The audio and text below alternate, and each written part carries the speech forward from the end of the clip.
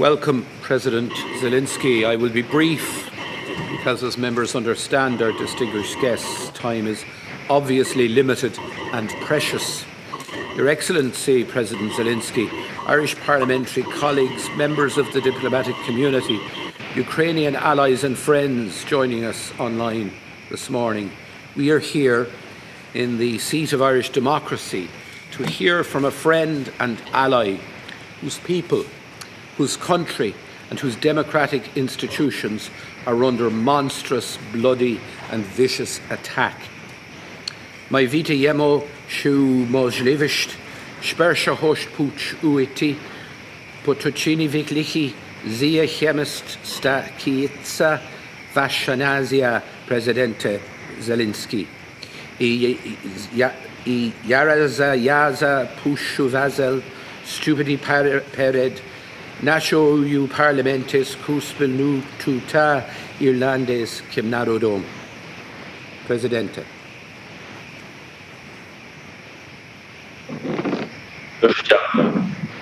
Thank you very much,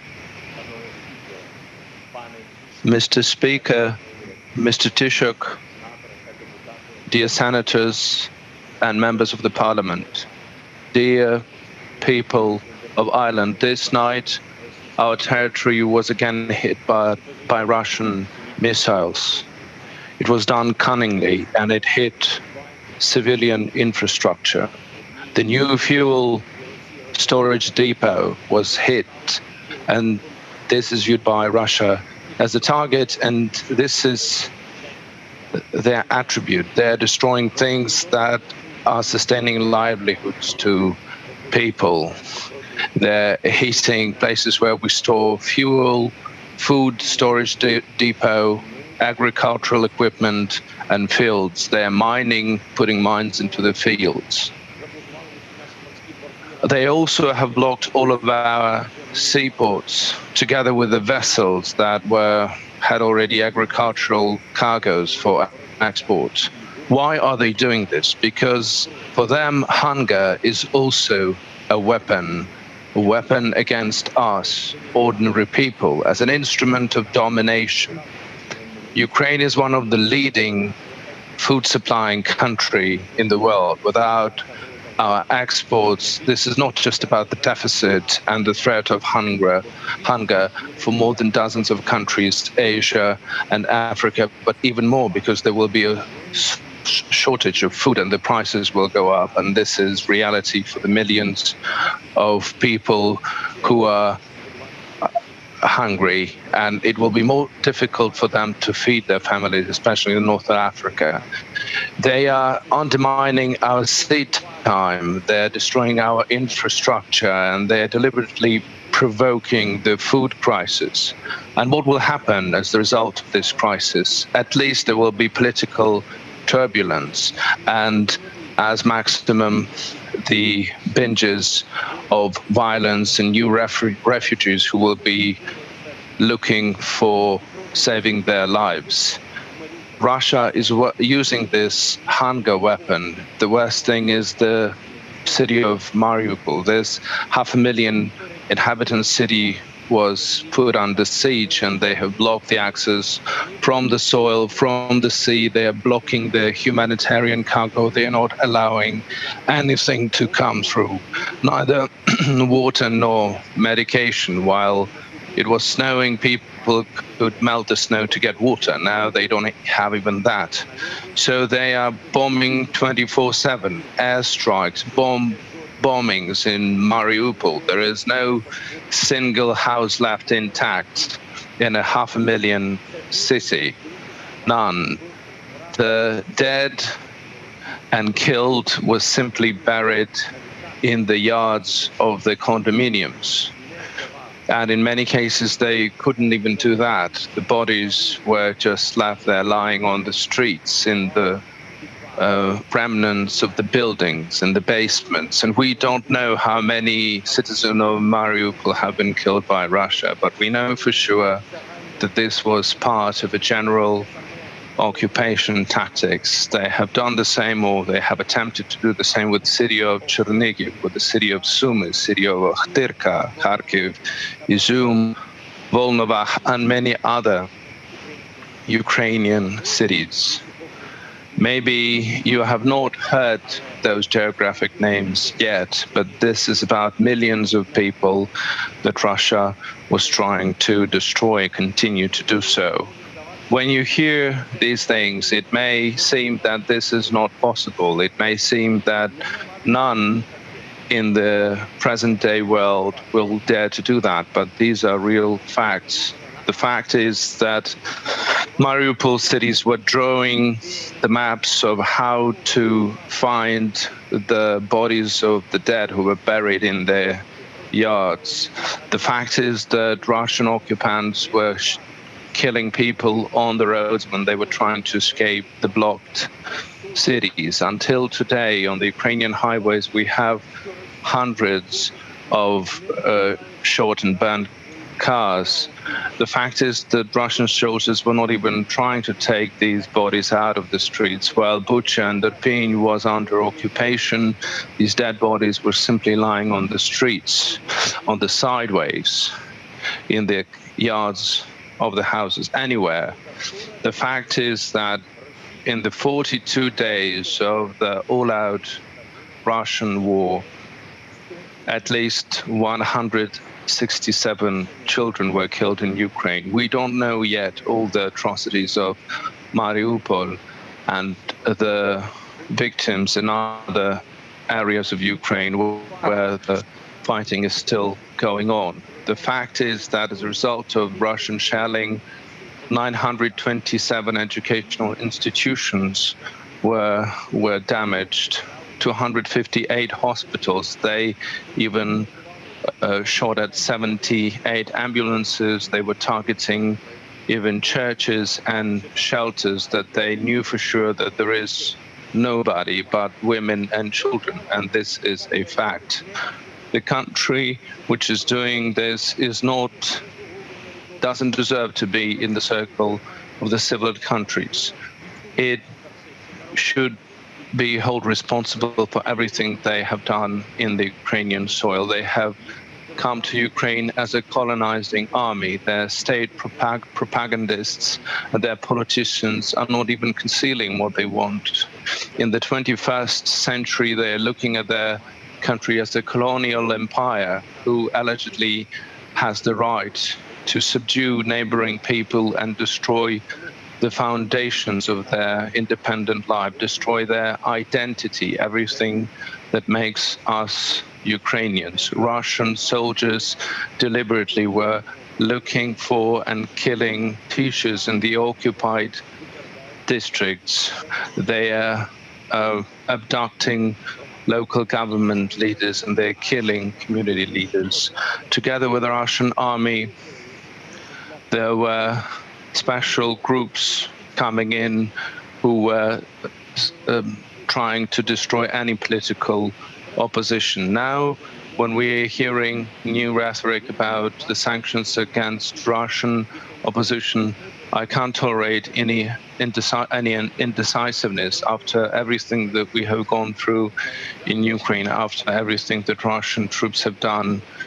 Today, when the whole world knows about the crimes against our people, we still have to convince even some of the European companies to abandon Russian market. We still have to convince Russian foreign politicians that we need to cut any ties of global banks, of Russian banks with the global financial system. We still have to convince Europe that Russian oil cannot feed Russian military machinery with new sources of funding.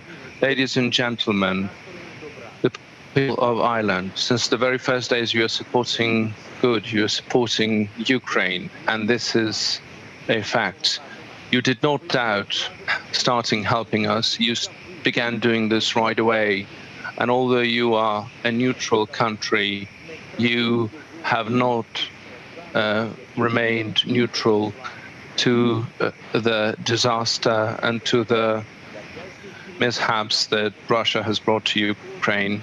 I'm grateful to you to every citizen of Ireland. Thank you for supporting sanctions against Russia.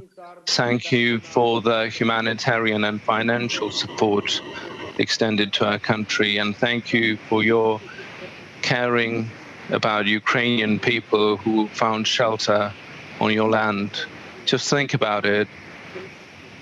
10 million Ukrainians have been left without shelter as of today by Russia, who had to leave their native cities because of this war. This is something we cannot come to grips with, but it means that Russia hasn't yet abandoned their plans. They're still looking forward to subdue and occupy all of the Ukrainian people. We want to do our best to make sure that Russia will start looking for peace and leave us alone.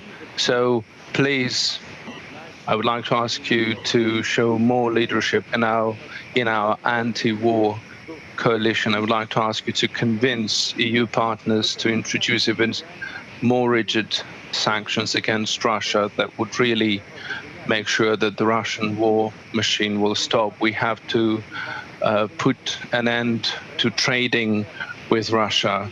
We have to cut ties of Russian banks to the global system, cut the sources of their income from the oil that they use for their weapon and for the killing.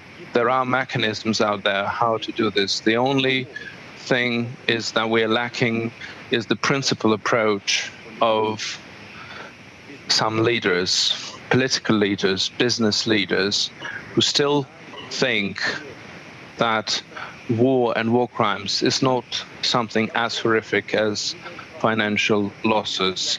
I'm sure that your leadership can make a difference and change this.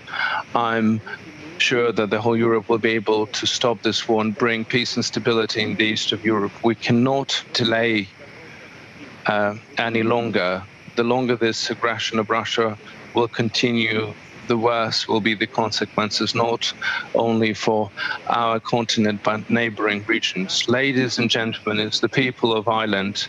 Our principal approach, our courage have already turned the new page of relationship between Ukraine and Ireland. Our mutual understanding and mutual respect is already at a level where it becomes only the question of time for us to start living in our common European home. Thank you for the support of the accelerated procedure to provide membership in the EU to Ukraine.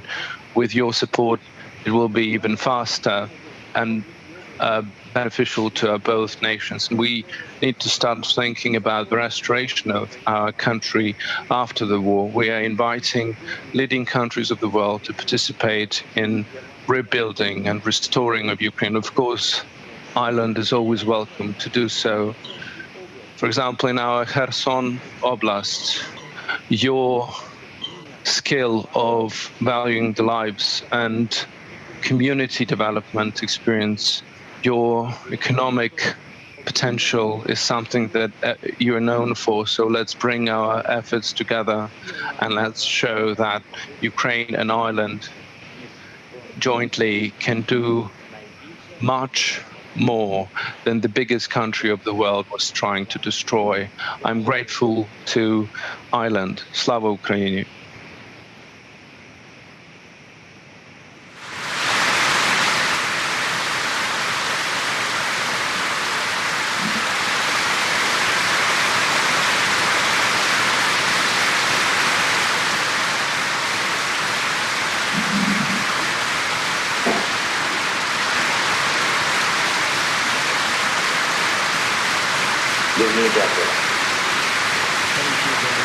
Thank you very much.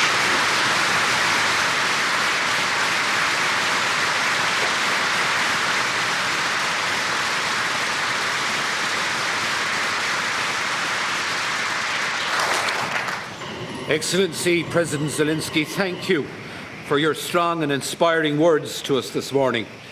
We have much to digest as this painful, awful war on our continent's mainland continues apace. As Ukrainian people continue to die, we must act. We have seen in recent days and the extent of the barbaric actions visited upon the people of Ukraine is simply horrendous.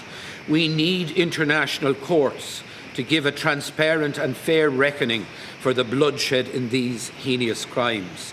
Excellency, we salute your own personal bravery over the past weeks, and we salute the outstanding bravery and resilience of the Ukrainian people in the face of unprovoked aggression. While Ireland is a militarily neutral country, we are not politically neutral. We do not stand idly by. We will not, as Yeats might have said, forsake the little streets hurled upon the great. We will continue to offer practical, on-the-ground support for our Ukrainian friends. We will also continue to welcome those forced to leave Ukraine seeking safety on foreign shores. Mr. President, we Irish are aware of the pain of separation, the loss of our people to distant lands. At this challenging time, those forced to leave Ukraine are welcome here in Ireland, and they will be supported and assisted until such time as they are free to return to rebuild their damaged homeland, an exercise that we will help you with.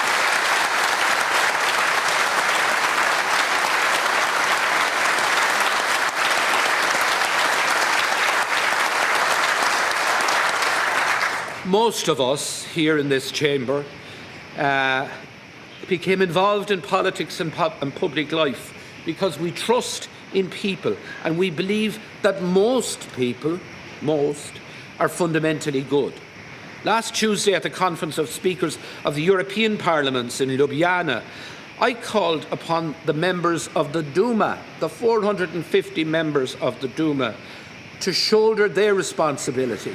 The law of averages would suggest that amongst the 450 members of that parliament, there must be people who can see through the lies, the fake news, the propaganda and the manipulation, and they must now find their courage that the Ukrainian people demonstrate on a daily basis. They must speak up, speak out, take their courage and reject the leadership that they currently have.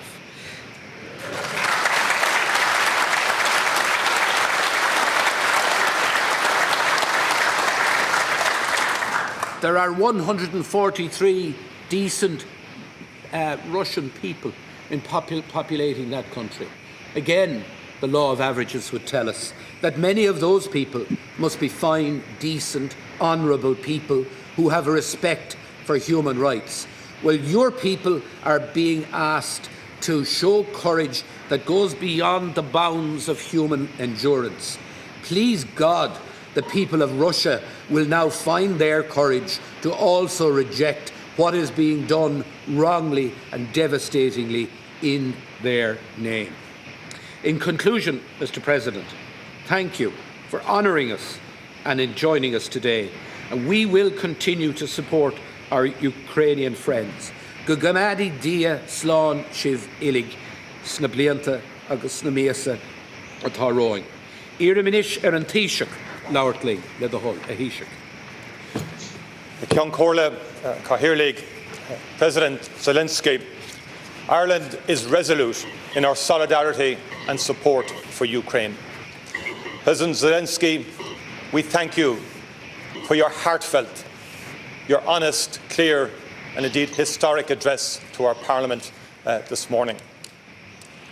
The strength of your commitment, President Zelensky, and that of the people of Ukraine to your country and to restoring it as a place free, safe, democratic and an independent country within the community of nations is both humbling and uplifting.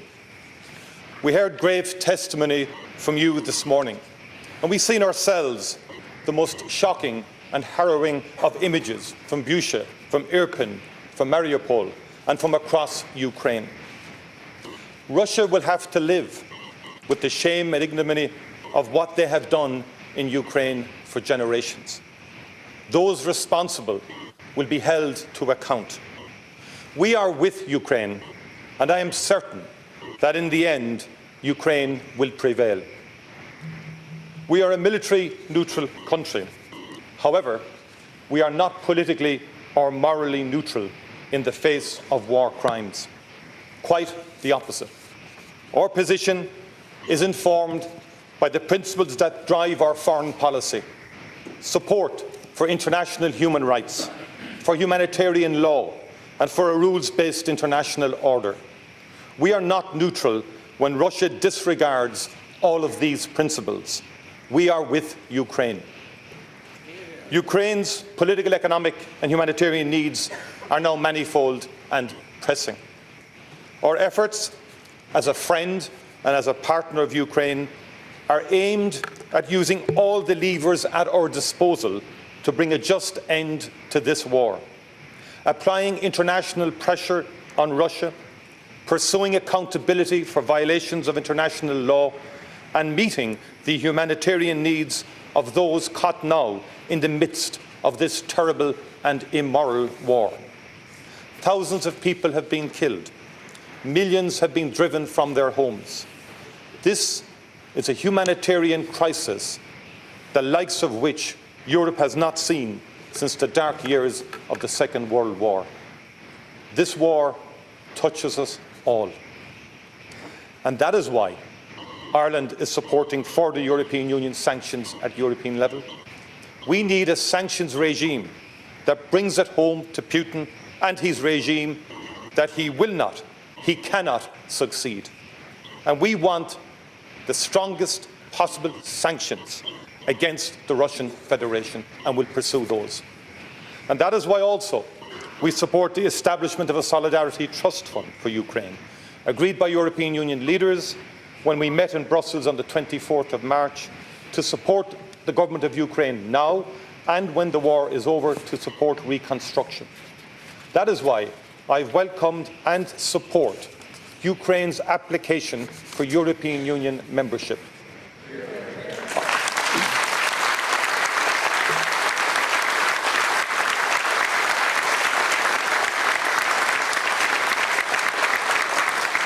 I welcome that application, and I reiterate our support again this morning in this House for it.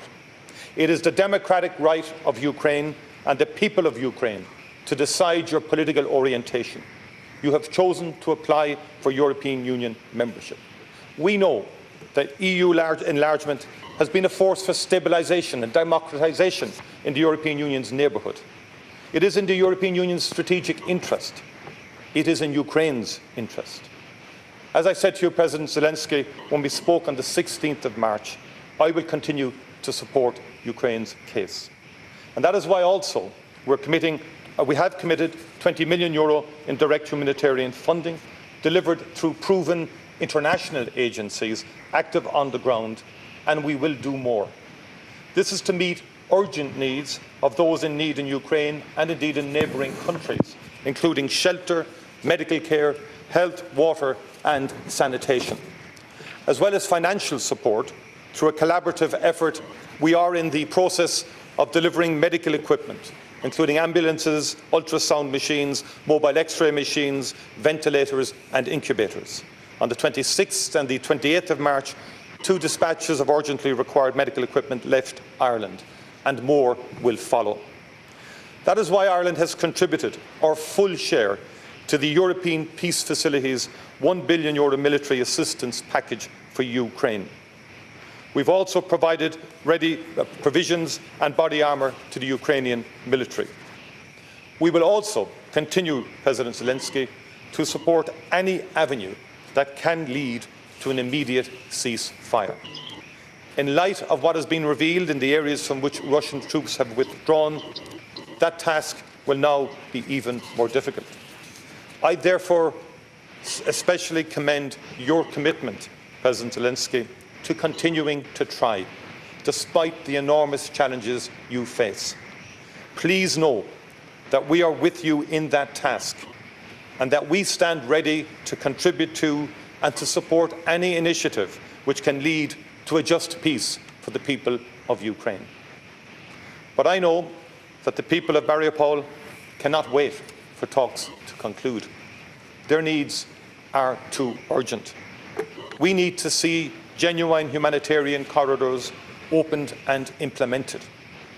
Ireland, along with our partners, will continue to support any sincere efforts at the United Nations to ensure safe and unhindered access of humanitarian assistance.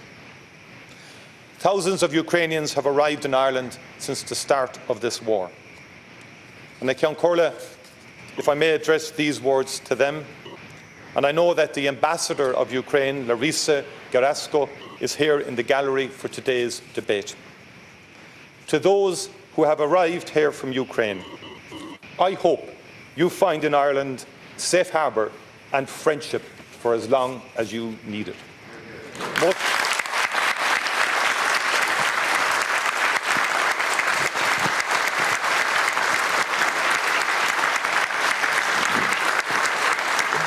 Most of you, I know, look forward to the day when you can return to a peaceful and free Ukraine, to the family and friends that you've left behind. That day will come. In the meantime, our home is your home. The war in Ukraine has sparked a crisis the likes of which we have not seen in Europe for decades. It is no surprise to me that the Irish people have stood up to be counted in an unprecedented way in response. Over 18,000 Ukrainian people have arrived in Ireland. Dedicated reception facilities are in place to provide temporary protection and access to other services immediately on arrival. We are providing accommodation to those who have sought it, and we are ramping up our efforts to meet the very challenging and increasing demands. We are also working to ensure that other supports are available to people arriving here, including access to health, social care, services and education. New arrivals are also being registered to ensure that they can access income supports as needed. The heartfelt response of people across Ireland is clear in the whole range of initiatives at community level. I would like to thank all of the people who have opened their hearts and in some cases their homes to people from Ukraine. President Zelensky, when you addressed the European Parliament, you said, "Life will win over death. Light will win over darkness." Even in the face of the bleak horrors of this week, I recall your words and the hope and determination they carry. We stand with Ukraine. Slava Ukraini.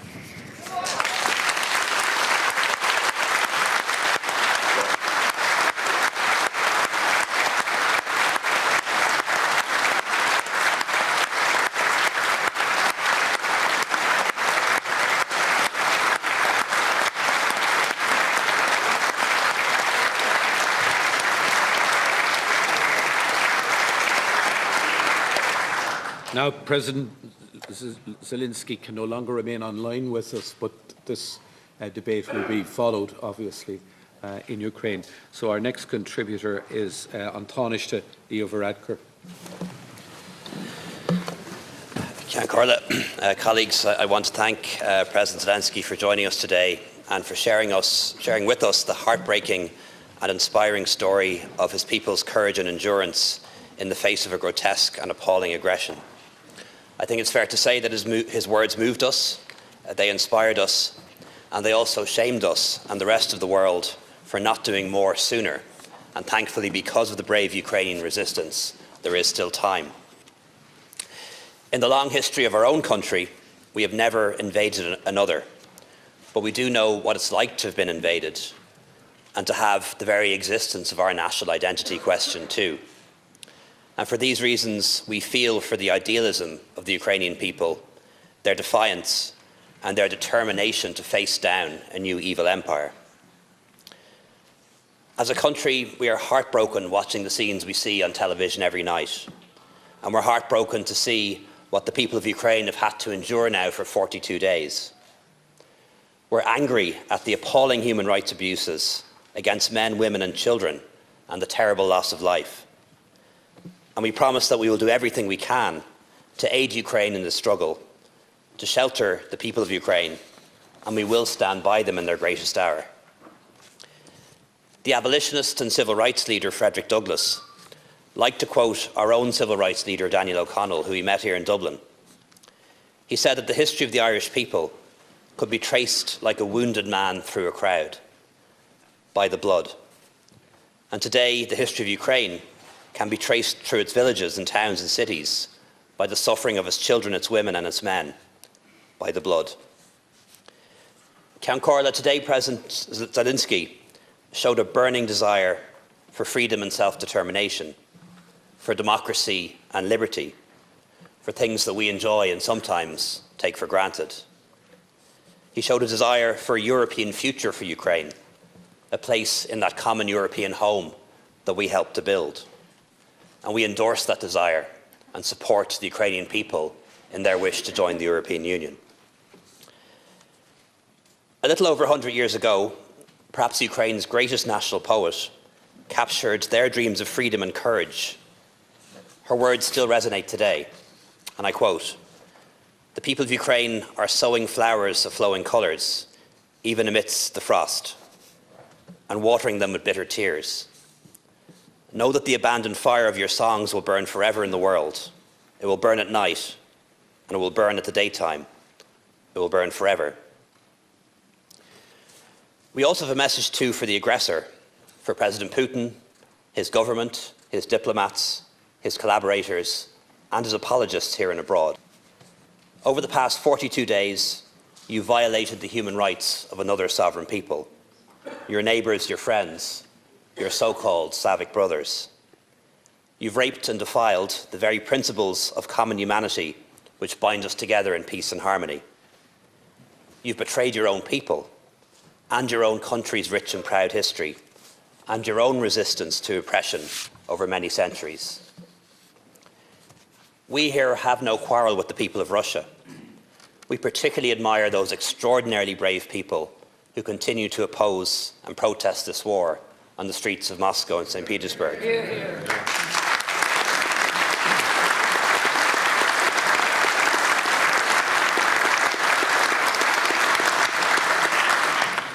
But for those responsible for this conflict, we have a simple message from this House. Your actions will never be forgotten. They will never be forgiven.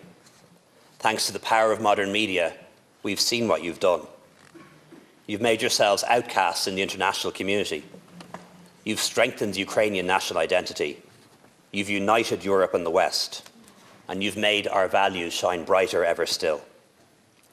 We are a small country, but we have a voice. And today, we say to the world that Ireland stands with Ukraine. Our hopes, our thoughts, our prayers are with the men, women and children of Ukraine, today and tomorrow and forever.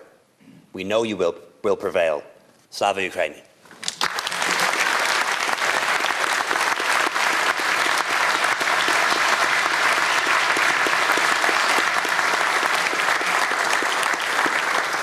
Deputy Eamon Ryan, please. Thank you very much indeed, Count Corla. President Zelensky today is one of a small band of national leaders who've addressed this House over the last 100 years. And I wondered if I can just take some of the words that we've heard previously, starting first with John Fitzgerald Kennedy, who spoke here some 59 years ago. And those words he said then are just as relevant today, that no nation, large or small, can be indifferent to the fate of others near or far. Modern economics, weapons and communications have made us realise more than ever that we are one human family and this one planet is our home. He went on to say that Ireland pursues an independent course in foreign policy, but it is not neutral between liberty and tyranny and never will be. I think that's what guides us today. It guides us in the work we do in the United Nations Security Council, where we were elected by the small, non-aligned countries of this world to stand up for the rights of individual nation-states. It's in that spirit that our soldiers march to the most hard conflict zones with blue helmets on their heads to try and hold the peace line, that our Navy sailed to the Mediterranean to rescue the most destitute and in need, and we're even maybe inspired by that our trawlers in West Cork were willing to head out international seas to uphold the right of law. It's in this spirit that we've worked through the UN and in the European Union calling for the stiffest sanctions And with real resolve, I believe we will answer President Zelensky's call there that we stop the flow of funds for the war by stopping the flow of fossil fuels, which are one of the weapons which are being used in this conflict. Hear, hear. Thank you, Deputy Senator Norris. It's great to see you here today.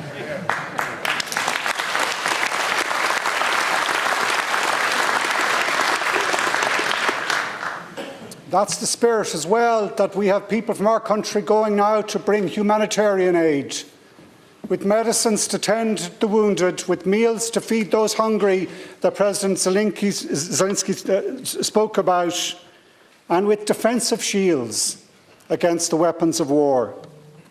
It's in that spirit that the Irish people, I think, have and are and will open their doors to provide sanctuary and shelter for those men and women and children particularly fleeing their conflict while their men stay at home. It's going to be difficult, it's going to be challenging beyond compare, we all know that, but I believe we are committed to it. If I can quote one of the other people who have spoken here, Chancellor Kohl of Germany, a short line from his address to this House, when he said that we are European by conviction, which I believe is true. Conviction as a small state, small nation, that we're strengthened when we work in cooperation and collaboration with our European colleagues.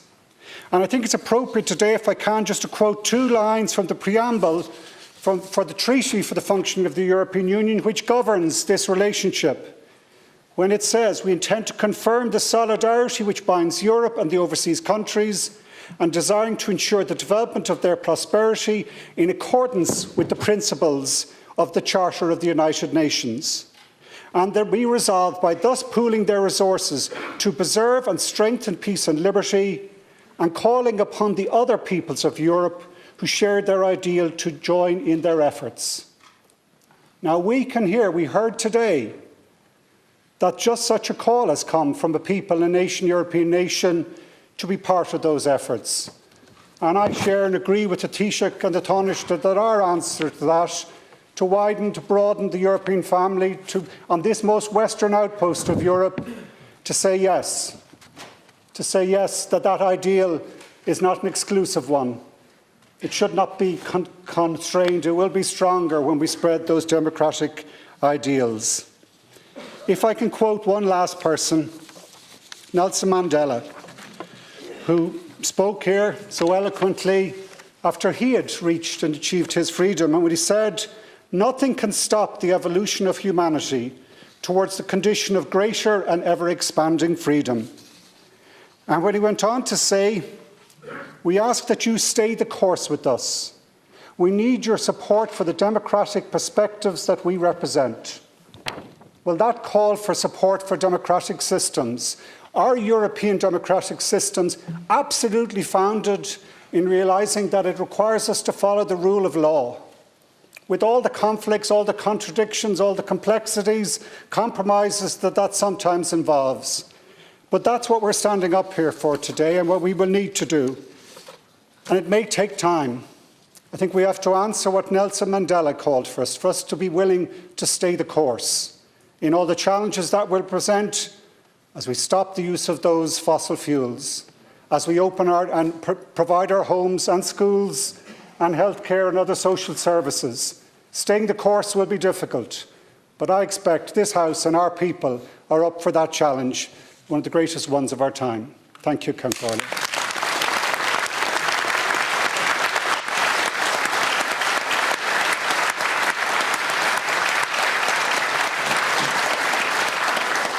Now, Deputy Mary Lou MacDonald, please. Gurmagat Cairn Corla. Agus boilam a buchas a gaála Uachtarán Zelensky as uachta cuid orád Armagin. Want to extend our deep appreciation and gratitude to President Zelensky for his address on this historic day. I want to acknowledge the presence of the diplomatic corps, but in particular our friend Ambassador Goresko and her staff, and I want to pay you particular commendation for your work in these very trying times.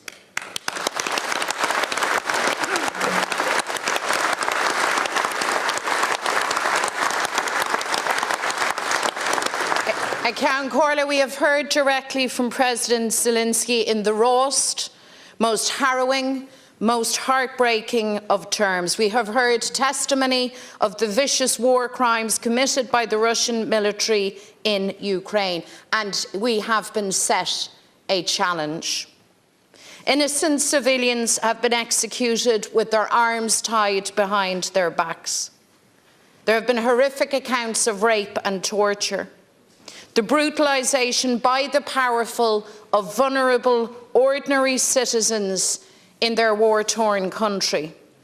These are crimes against the Ukrainian people, and these are crimes against humanity.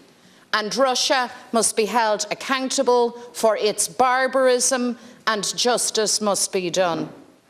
These human rights violations and grave breaches of the Geneva Convention demand investigation by the International Criminal Court and prosecutions to follow.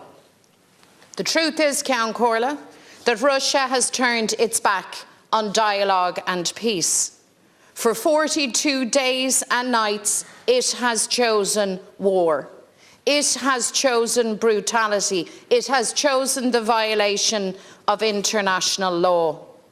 Russia has closed the door on dialogue, and through its criminal actions, it has thus far rejected avenues for diplomacy.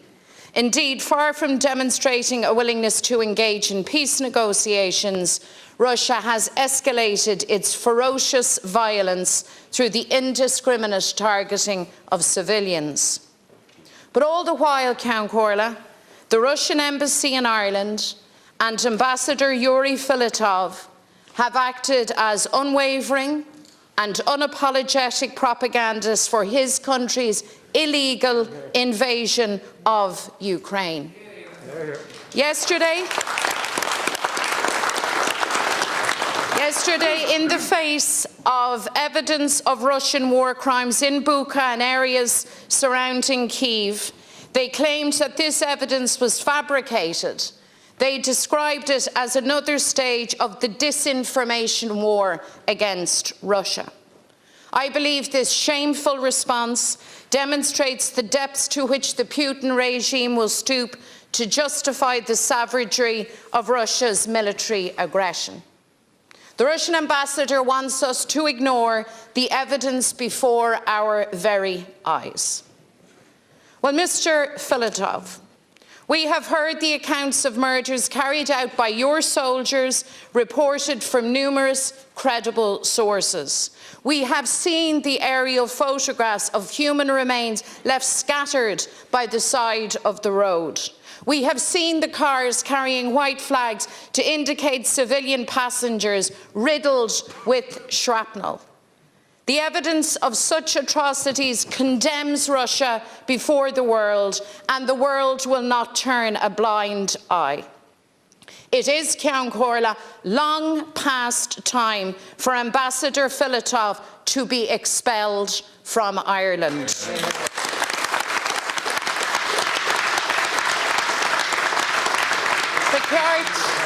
Beceart Ambassador Narusha Gaharan a chur awalia inish Caharan Realtas Sho a Dhéanamh Gone Will.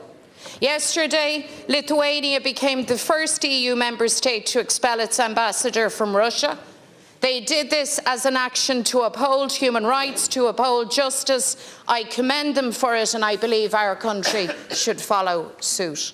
I believe this would be a most powerful action as a military, neutral, non-aligned state, as we too stand for human rights and justice, and I call on the Taoiseach and government to act now.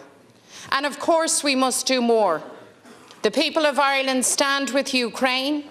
We strongly support Ukraine's stated desire to join the European Union. We must respond to the humanitarian crisis by providing refuge to those fleeing for their lives. And of course, as an elected member of the UN Security Council, we must use every available avenue to press for the de-escalation of conflict, for a ceasefire, for dialogue, and for a Russian withdrawal and an end to this terrible war. Ireland supports economic sanctions against Russia. We must intensify those. We should not have to convince anybody of the need to hit the Russian elites and oligarchs in every possible way. The revelations of these war crimes and atrocities demand that intensification of sanctions. I want to welcome, Ceann Comhairle, the announcement by EU Commission President Ursula von der Leyen of a new round of measures, including the ban on the import of Russian coal, the transaction ban on 4 Russian banks, and the ban on Russian vessels from EU ports. The impact of these sanctions creates a real economic challenge for Ireland and across the EU, but Russia and Vladimir Putin must feel the full weight and consequences of this invasion. Russia should not doubt our resolve, should not doubt our solidarity with the beleaguered people of Ukraine. A people who, as we speak in this very moment, fight for their lives, fight for their freedom, fight for the survival of their nation. They fight a war of liberation from tyranny, for the right to endure and to go on, and they will. Because we know a nation is a living thing, a breathing thing. Ukraine lives, Ukraine breathes, and Ukraine will go on. Through its heroic struggle, its people have reaffirmed in all of us the values of sovereignty, of justice and democracy. And one day the invader will retreat. The colonizer will leave. Russia's armies will go home. And the strength of the Ukrainian people and the support of her allies will see to that. And on that day, Ceann Comhairle, Ukraine, deeply scarred but unconquered and unbowed, will start to heal. And the people of Ukraine will begin again. Shattered cities, broken homes, displaced families and communities will come together once more and shape Ukraine's destiny. In that spirit of hope, and standing on the foundation stones of our shared humanity, Ukraine will emerge once more into a new dawn of peace and freedom. And Ireland stands with you now in your dark days, and we will stand with you yet in the light of a victory of humanity over injustice, of light over dark, of life over death. Slava Ukraini.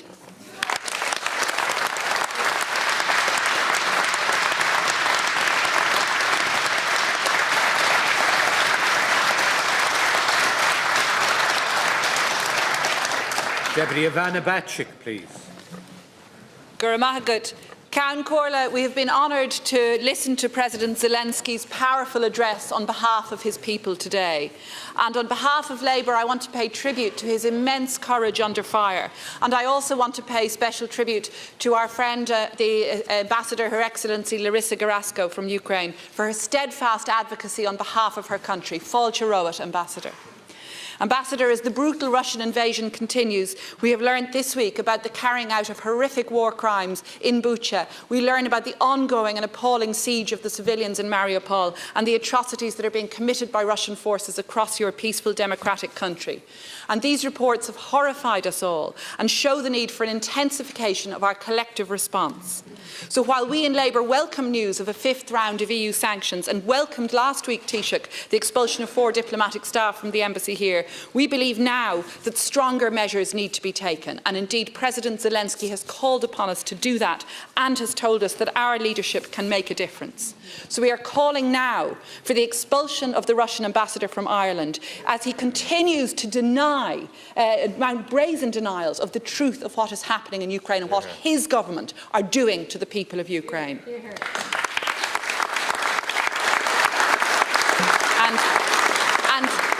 We are calling for strong support for Ukraine's expedited accession to the EU, a full embargo on Russian oil and gas to join with the welcome move on coal, urgent initiation of investigations into Russian war crimes against civilians, including crimes of sexual violence against women that we're hearing such appalling reports about. We're calling for the speedy passage into law of Brendan Howland's Magnitsky legislation that we in Labour pushed and brought forward in this House last December, and the exclusion of the remaining Russian banks from the SWIFT system, and measures to ensure that secondary sanctions cannot be sidestepped. And we're also calling on a ban on all Russian ships docking in Irish ports at a week when we see worrying reports of a Russian registered vessel docking in Dublin port this week.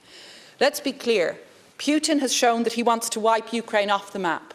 And Ambassador, he wants to abolish your culture and your country's history. But Putin must fail, and Putin will fail. At the outset of this illegal and brutal invasion nearly 6 weeks ago, I called a protest against the Russian embassy. I called then for the expulsion of the Russian ambassador, and I spoke about our solidarity as the Irish people with Ukraine. Since then, the solidarity here in Ireland has strengthened. We've seen it evident at the funeral of the brave journalist Pierre Zakrzewski, who died in Ukraine, killed by Russian forces. We've seen it in communities across Ireland which have rolled out such a warm welcome and have offered sanctuary to so many refugees fleeing terror and war in Ukraine. And we continue to show that solidarity. And it is real. We stand with Ukraine. We stand with you as your country battles barbarism. We will stand with you as Ukraine is rebuilt, as we see the cities of Mariupol, of Bucha, of Kharkiv and Sumy being rebuilt. As an independent and united Ukraine becomes part of a better, stronger Europe, we stand with you in your current struggles, in your hardship and in your devastation. And we will be with you as you rebuild your country, a country so close to our hearts and so close to the future of Europe. We stand with you, Ukraine. Slavo Ukraini.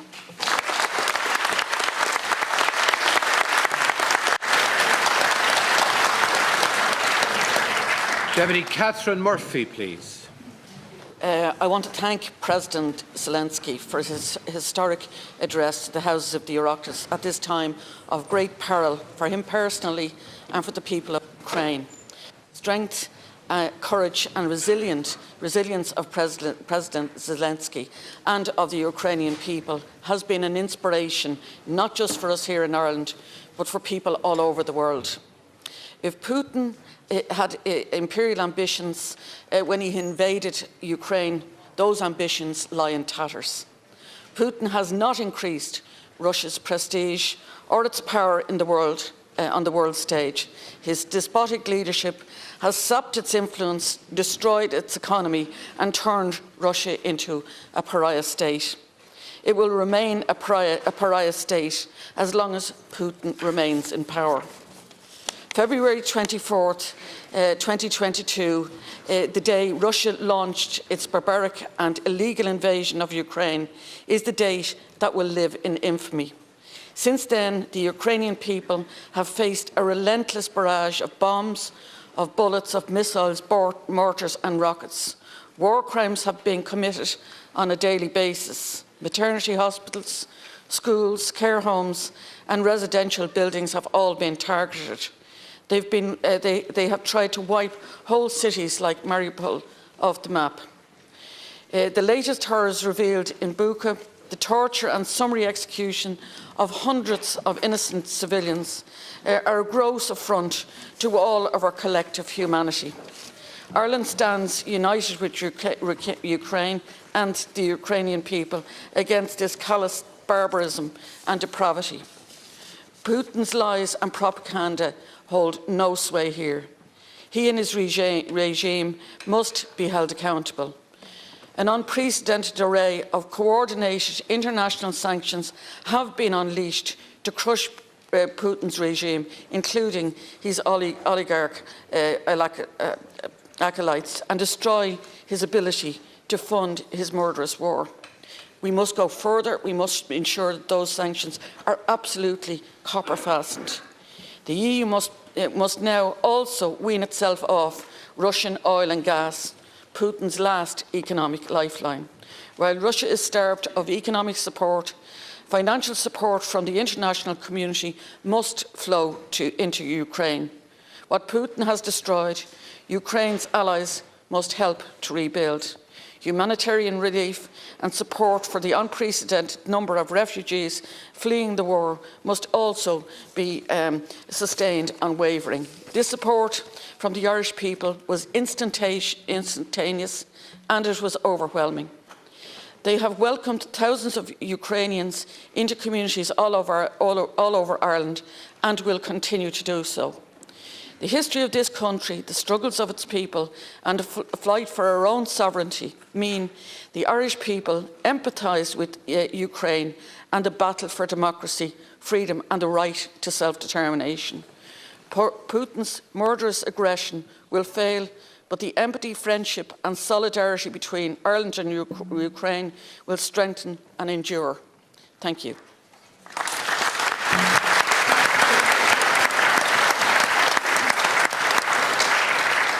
Deputy Boyd Barrett, please.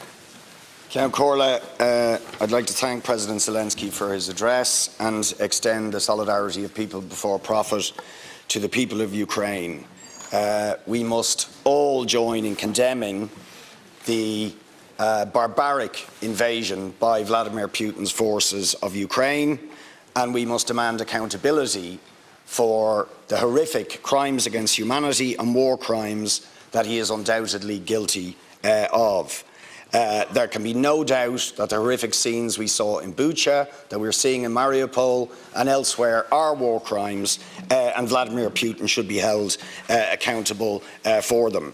The people of Ukraine are victims of a barbaric and unjustified imperialist invasion. Russia should end this bloody invasion and allow the people of Ukraine to determine their own future.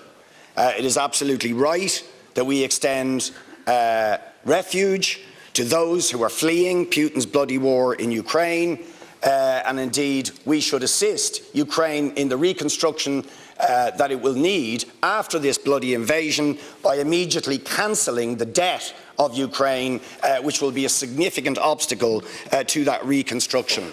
However, we feel duty-bound to say that we reject completely attempts by some in the government and some commentators to suggest that the crisis in Ukraine is a reason to abandon or weaken Ireland's military neutrality, or to move closer to the NATO military alliance, or we reject completely any idea that NATO involvement or escalation of this war would be anything other than a disaster that would threaten a wider European war or even a nuclear conflict.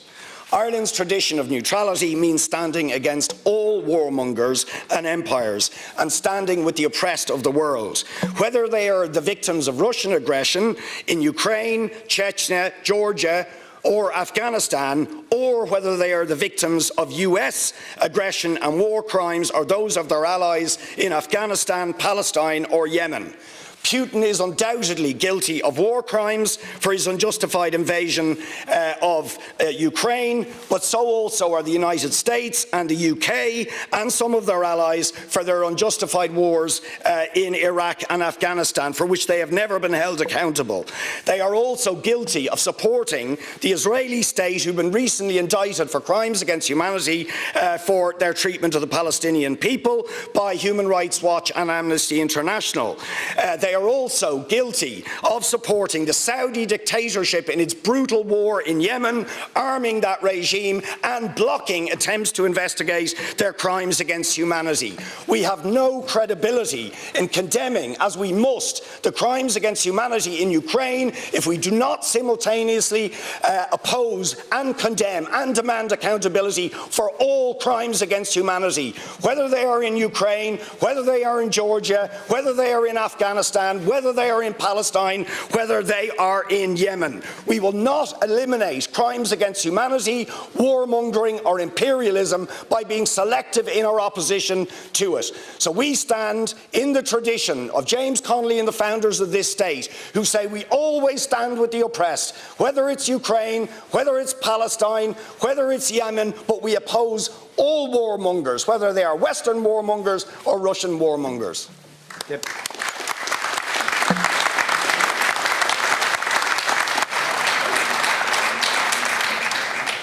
Deputy Cathal Berry on behalf of the Regional Group of Independents. Gurmagat, Concorla, and good morning, everybody. And I'm very grateful to contribute to this historic debate on behalf of my colleagues in the regional group. I would like to welcome Ambassador Larissa Dresko to the Chamber and to congratulate her armed forces on repelling the Russian attack against our capital city. When we consider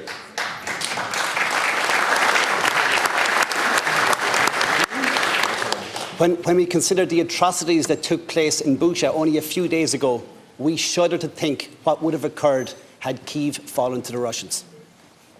I would also like to single out two ambassadors in the gallery, the Finnish and the Swedish ambassadors, both also representing neutral, military-neutral states, but who recognised from the get-go the extent of the treachery that was about to unfold and provided thousands of defensive, protective, anti-tank and anti-aircraft weapons to Ukraine to protect their cities and their civilian population.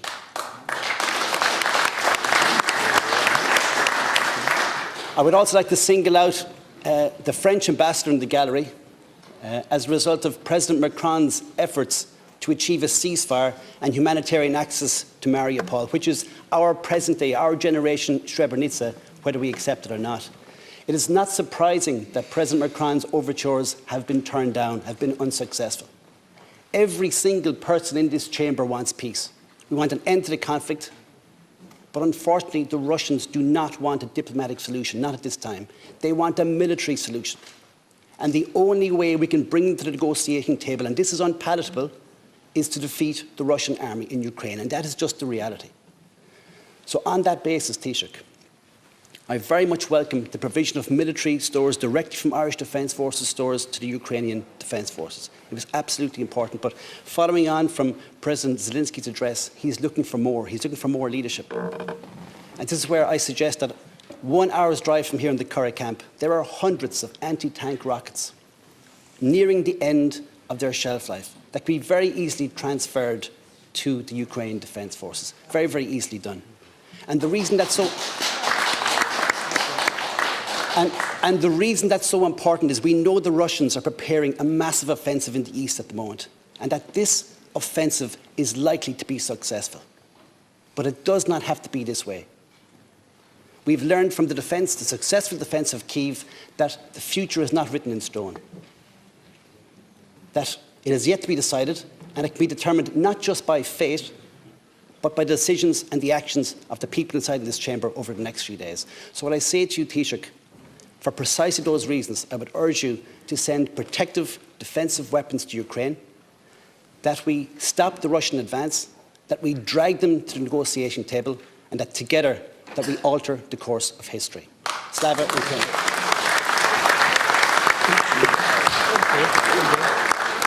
Deputy Matthew McGrath on behalf of the Rural Independent Group. I want to give some time to Deputy Michael Healy also. I want to, first of all, my wake is a go out in President Zelensky and Fear Falter of Modern, and especially the diplomatic corps, but especially Ambassador Dresko, who was in the audience and who paid a visit to my county last week and met the refugees who came only the day before to Cardineskig.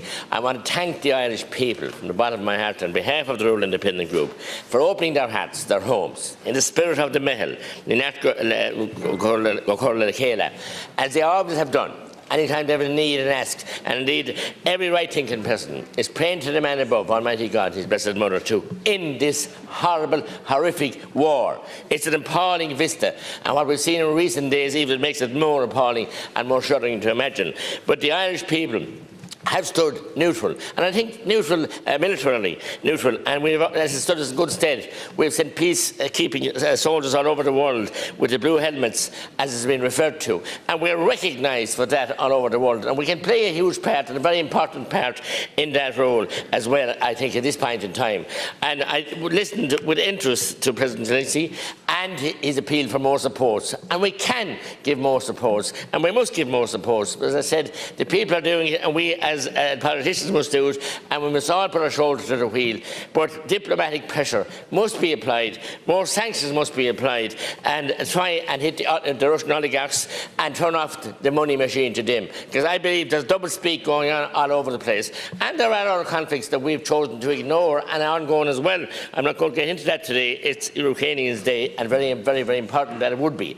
I've met a bunch of very heartbroken people, even Stephen's Green, who gave me this little ribbon and asked me to wear it today, and that's why I'm wearing it, because they were there praying for the family members that they had lost, and the terror and the torture that they went through. It's just unbelievable that in this modern era that we would have this vista of this bloody war. So we must do everything we can in our own special way here in Ireland.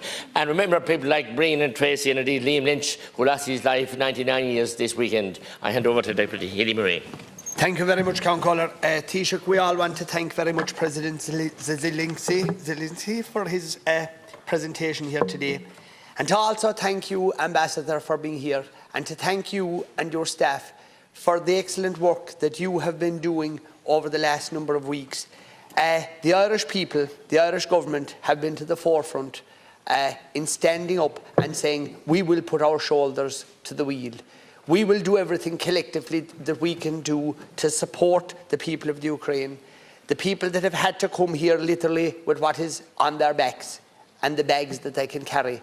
We never thought that we would witness such an event in our lifetimes. But I commend and I thank the government, the Department of Education, all the different agencies of the state for doing everything that they can do.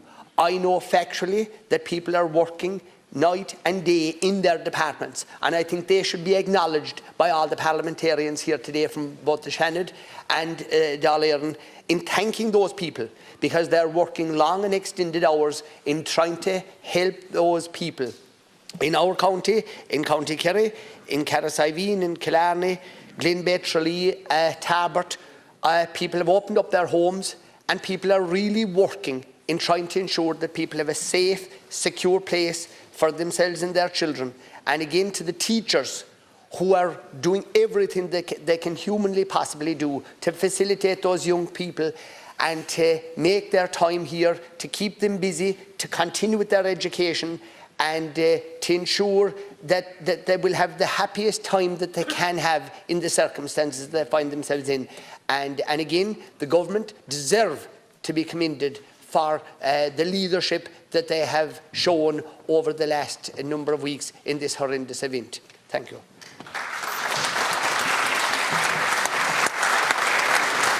On behalf of the Dáil Independent Group, Deputy Marion Harkin. Thank you, Ken Corlett. First of all, can I welcome Ambassador Dresko to Dáil Éireann today. And I want to thank President Zelensky for his courage, his leadership, his ability to inspire confidence and hope in the Ukrainian people. And most especially, I want to thank him and the Ukrainian people for their defence of liberal democracy, something too many of us take for granted. We sit comfortably in our seats in Dáil Éireann today as Ukrainian members of Parliament vow to defend their country and people by all means necessary. There could not be a greater contrast. When this session ends, we will go back to our offices and our lives, while members of the Ukrainian Parliament and the Ukrainian people stare down the face of Russian aggression and terror, as they remember and mourn those who have been tortured, raped, executed and murdered, and as they prepare to further defend their homeland. However, I believe we will carry the words of President Zelensky with us as we seek to continue with and expand our response and assistance to Ukraine. For many hundreds of years, geography was not our friend in Ireland. Now it is, as we sit on the western flank of the EU, part of the greatest peace project ever.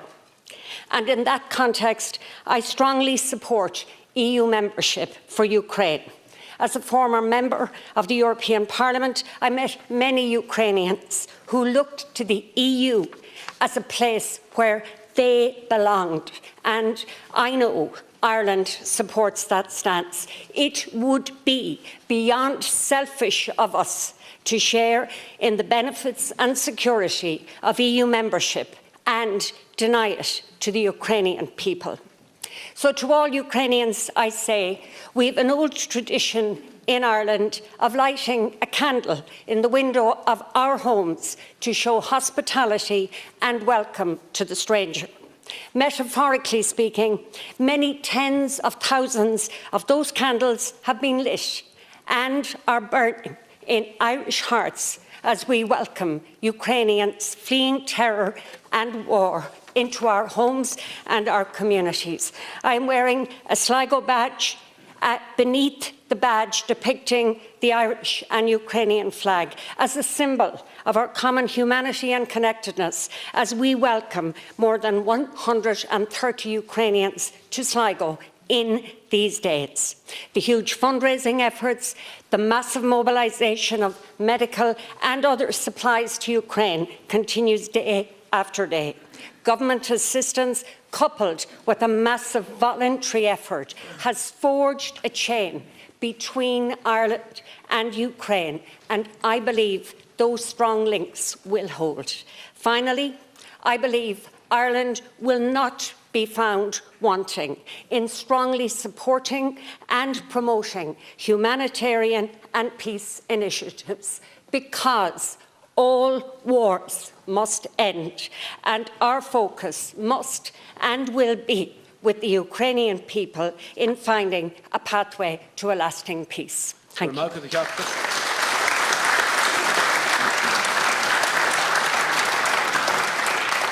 Anish kan simu suasar ganon namajina ganon starul namajina kahirla kan Shanad and Shanador Mark Daly.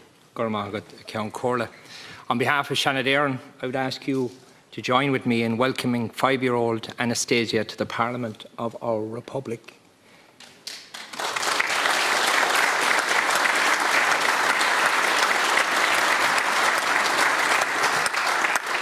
Nasta la cava proximo de Irlande.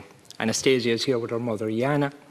Her husband and Anastasia's dad, like thousands of others, is in a defence unit in the Ukraine, fighting to keep it free and independent for his daughter's future.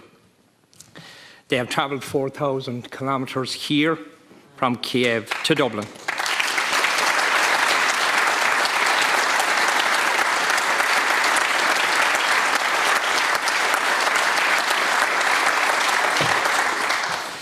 Having to leave their home under Russian artillery fire, we cannot imagine what they have gone through. We cannot imagine what it must feel like millions of their fellow Ukrainians having to seek safety in European countries. We cannot imagine what it must feel like to have your future so suddenly changed. Anastasia and Yana, we welcome you here along with your ambassador and the other refugees who join us here today, and the other members of the Ukrainian community who have been here for many years, who are now assisting their fellow citizens who are fleeing war. We welcome you as guests to our Parliament in the same way as thousands have been welcomed to our country. We are many thousands of kilometres away this spring morning from their country, and we are all aware that as we sit here in Dublin, bombs and missiles are descending on those who remain. Their fellow citizens, their family, their friends, their neighbours, innocent Ukrainian men, women and children. In recent days, there is evidence of war crimes in Bucha that has been shown to the world. What we are facing is a regime that is led by a war criminal, and he must face justice like any other war criminal. President Zelensky and the Ukrainian people have shown with their words and their actions their bravery in the face of the invasion of their country. In a previous address in this chamber nearly 60 years ago by another president who also acknowledged Irish neutrality, but also acknowledged Ireland is not neutral between liberty and tyranny and never will be. That is as true today as it was over half a century ago. As an international community, we must never be neutral in the face of tyranny. Finally, we work better when we work together. We can and we must do more. We must be relentless in our support for Ukraine, not just today, not just tomorrow, but until the war is won. Garmagweb Kaler.